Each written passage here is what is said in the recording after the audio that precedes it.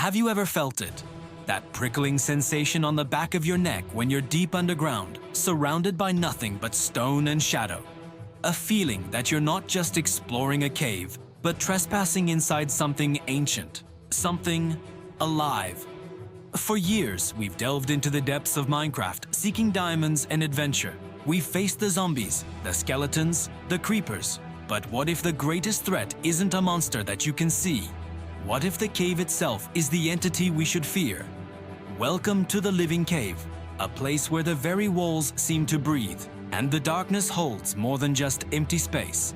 This isn't about jump scares or overt monsters. This is about a deeper, more primal fear, the kind that seeps into your bones and makes you question your own senses. It starts with the way these caverns are formed. When a new world is born, the code weaves together billions of blocks, creating landscapes of infinite variety. Below the surface, it carves out tunnels and ravines, not with a pickaxe, but with algorithms. The winding tunnels feel less like natural passages and more like arteries, with veins of iron and gold pulsing with a faint, almost imperceptible light. The game's procedural generation engine is a master of unintentional artistry. It creates patterns that our brains, hardwired for pattern recognition, interpret as organic. We see faces in the rock, limbs in the stone pillars. It's a phenomenon called pareidolia. The cave isn't intentionally designed to look like a creature, but our minds can't help but connect the dots, transforming inert stone into the flesh and bone of a subterranean leviathan. This visual trickery is just the first layer of the illusion. The second, and perhaps more potent, is the sound. Minecraft's ambient audio is a masterpiece of psychological manipulation. When you're deep underground, the world above fades away, replaced by a soundscape designed to unsettle. Listen, that's not just the drip of water or the flutter of bat wings. There are other sounds, strange and inexplicable. A low, resonant hum like distant machinery. The faint metallic clang of a minecart on tracks that don't exist. A high-pitched ethereal chime, like a ghostly bell tolling in the abyss.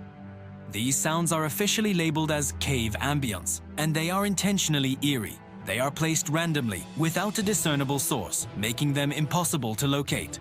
Your brain, evolved over millions of years to identify threats based on sound, goes into overdrive. What was that? Is it behind me? Is it getting closer? The inability to find the source of a sound is deeply unnerving. It suggests a threat that is everywhere and nowhere at once. That train-like rumble isn't a train, it's a trigger for your survival instincts. It simulates the sound of something massive moving nearby, something you can't see. The bell isn't a bell, it's a signal that taps into our cultural understanding of warnings, of funerals, of the supernatural. The game is playing your mind like an instrument, plucking the strings of your deepest anxieties. And then there's the darkness.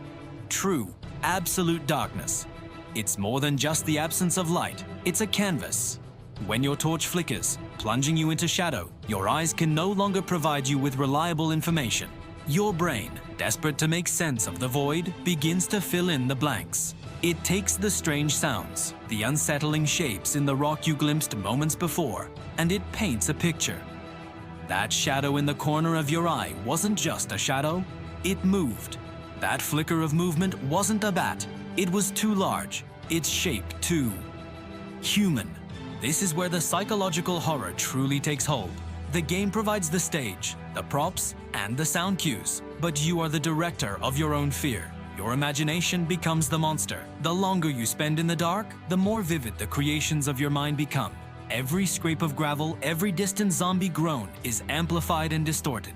You freeze, straining your ears, convinced that something is breathing just beyond the light of your torch. You start seeing things. The way light and shadow play across the textured blocks can create illusions of movement. A slight shift in your viewing angle can make a static pillar of stone seem to lurch towards you. You are alone, hundreds of blocks beneath the safety of the sun, and your own mind has become your worst enemy. The cave seems to conspire with your paranoia. It's not just in your head, or is it? Have you ever placed a torch, turned around, and then found it gone? Or watched a column of gravel fall for no reason, as if something brushed past it in the dark? These moments are often just glitches, or the result of the game's block update mechanics. A change in a block far away can trigger a cascade effect, causing sand or gravel to fall.